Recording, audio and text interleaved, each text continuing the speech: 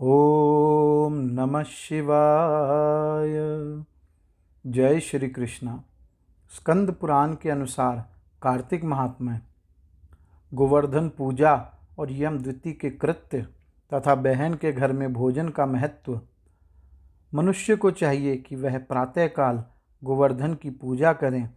उस समय गौओं को विभूषित करना चाहिए और उनसे बोझ ढोने या दूहने का काम नहीं लेना चाहिए। गोवर्धन पूजन के समय इस प्रकार प्रार्थना करनी चाहिए। पृथ्वी को धारण करने वाले गोवर्धन, आप गोकुल की रक्षा करने वाले हैं। भगवान विष्णु ने अपनी भुजाओं से आपको ऊंचे उठाया था। आप मुझे कोटि गोदान देने वाले हो। लोकपालों की जो लक्ष्मी यहाँ धेनु रूप से विराज रही है और यज्ञ के लिए धरत का भार वहन करती है, वह मेरे पापों को दूर करे।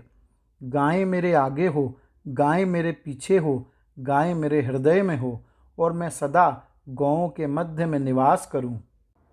अब तुम मृत्युनाशक यम द्वितीय व्रत का वर्णन सुनो। द्वितीया तिथि को ब्रह्म मुहूर्त में उठकर मन ही मन अपने हित की बातों का चिंतन करें। तदंतर शौच आदि से निवृत्त हो दंत धावन पूर्वक प्रातःकाल स्नान करें। फिर श्वेत वस्त्र, श्वेत पुष्पों की माला और श्वेत चंदन धारण करें। नित्य कर्म पूरा करके प्रसन्नतापूर्वक ब्रह्मा, विष्णु, शिव तथा वरदायिनी सरस्वती देवी का स्वस्थ चित्त से आवाहन एवं पूजन करें। चंदन, अगरू, कस्तूरी, कुमकुम, पुष्प, धूप, नैवेद्य एवं नारियल आदि के द्वारा पूजन करके अपमृत्यु निवारण के लिए वेद वेत्ता ब्राह्मण को अलंकार सहित दूध देने वाली स्वत्सा गाय दान करें। हे विप्र, मैं अपमृत्यु का निवारण करने के लिए संसार समुद्र से तारने वाली यह सीधी सादी गायें आपको दे रहा हूँ। यदि गाय ना मिल सके तो ब्राह्मण को भक्तिपूर्वक एक जोड़ा जूता ही अर्पण करें। तदंतर पूजा समाप्त करके भगवान विष्णु में भक्ति रखते हुए अपने कुटुंब के श्रेष्ठ वयोवृद्ध पुरुषों को श्रद्धा भक्ति के साथ प्रणाम करें। फिर अनेक प्रकार के सुंदर फलों द्वारा अपने स्वजनों को तृप्त करें। अपनी सहोदरा बड़ी भगिनी के घर जाएं और उसे भी भक्तिपूर्वक प्रणाम करते हुए कहें, सौभाग्यवती बहन, तुम कल्याणमयी हो। मैं अपने कल्याण के लिए तुम्हारे चरणारविंदों में प्रणाम करने के उद्देश्य से तुम्हारे घर आया हूँ।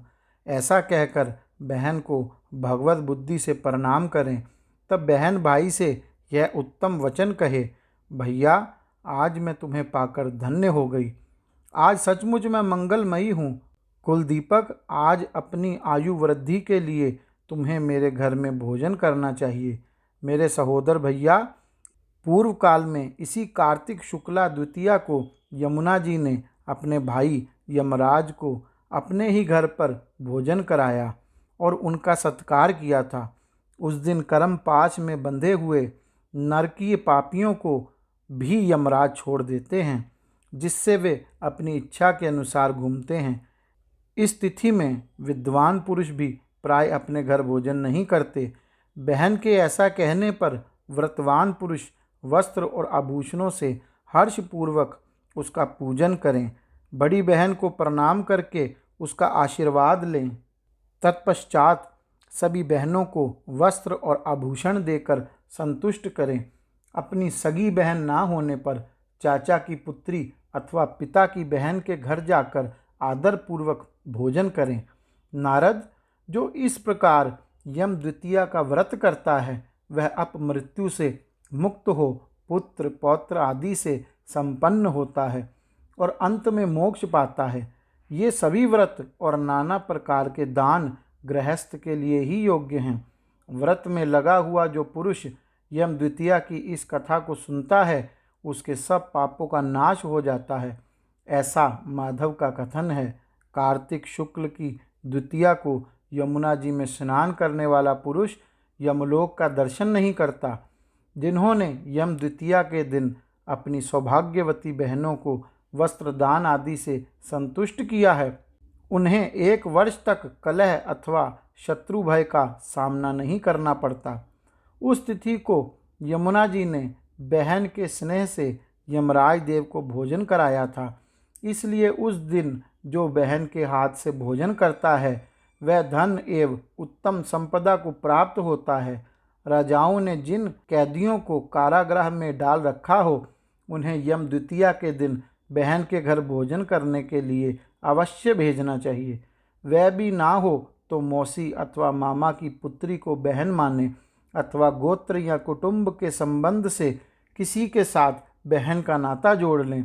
सबके अभाव में किसी भी समान वर्ण की स्त्री को बहन मान लें और उसी का आदर करें। वह भी ना मिल सके तो किसी गाय या नदी आदि को बहन मान लें।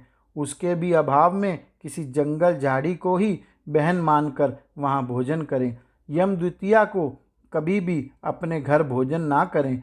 भाई के भोजन में वही द्वितीया ग्राह्य है जो दोपहर के बाद तक मौजूद रहे। ओम नमः शिवाय। जय श्री कृष्ण।